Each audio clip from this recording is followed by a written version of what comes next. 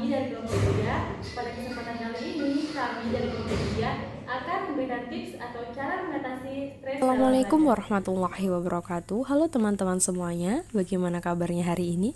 Saya harap dalam keadaan sehat walafiat. Baik teman-teman, untuk kesempatan kali ini kita akan membahas tentang stres akademik. Sebelumnya, yang sama-sama kita alami pada masa pandemi COVID-19 sekarang ini, banyak sekali dampak yang terjadi akibat dari pandemi virus corona ini. Salah satunya yaitu perubahan yang terjadi pada sistem pendidikan. Dengan adanya kebijakan dari Menteri Pendidikan dan Kebudayaan terkait dengan pencegahan virus corona, khususnya pada satuan pendidikan, di mana semua sekolah untuk sementara waktu proses belajar mengajarnya dilakukan di rumah. Jadi, proses belajar mengajar yang semuanya kita lakukan secara offline berubah menjadi proses belajar mengajar secara online yang menggunakan berbagai macam platform tertentu yang digunakan sebagai media pembelajaran. Contohnya seperti menggunakan aplikasi Zoom, Google Classroom, Google Meet, dan lain sebagainya.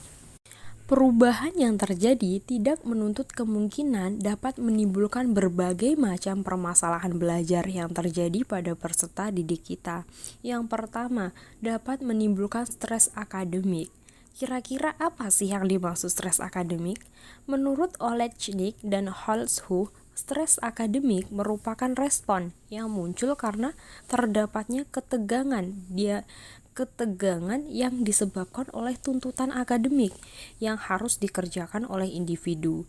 Jadi, dalam stres akademik ini terjadi ketidaksesuaian antara tuntutan dari lingkungan dengan sumber daya visual yang dimiliki peserta didik, sehingga peserta didik semakin terbebani oleh berbagai tuntutan tersebut.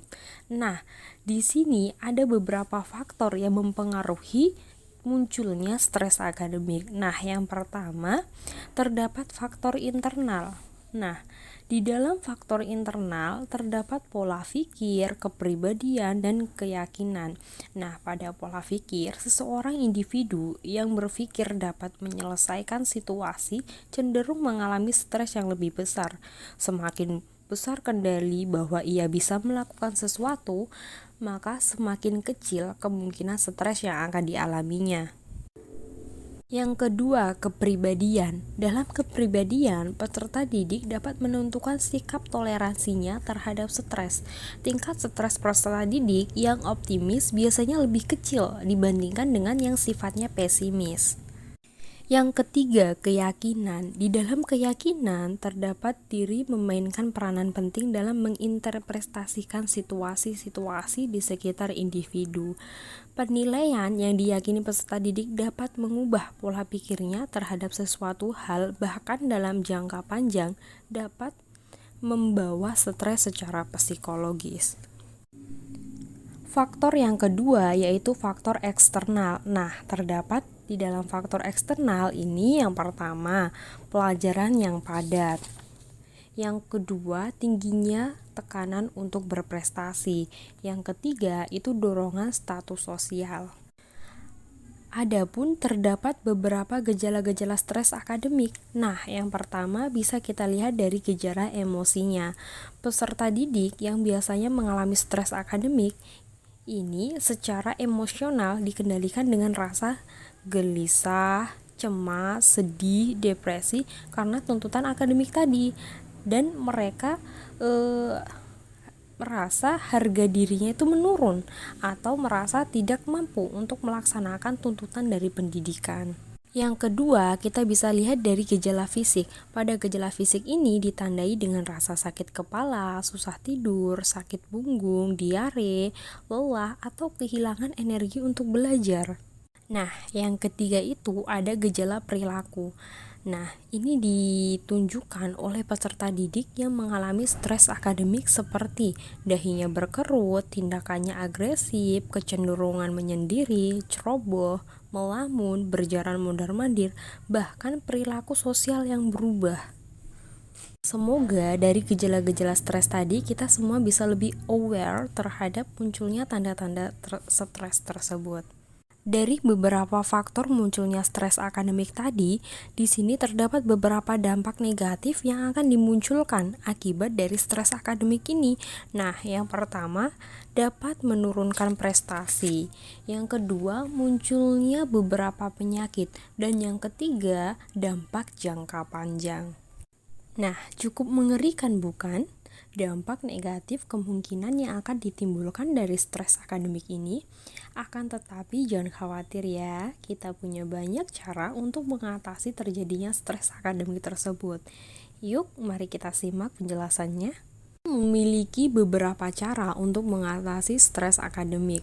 Yang pertama, yang bisa kita lakukan adalah aware terhadap stres.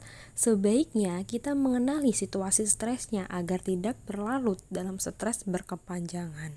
Yang kedua yang dapat kita lakukan adalah menyusun rencana self-care. Self-care dapat dilakukan dengan cara relaksasi, tidur yang cukup, berolahraga, atau dengan melakukan hobi yang kita sukai. Nah, cara yang ketiga bisa kita lakukan dalam menyusun rencana pengelolaan waktu.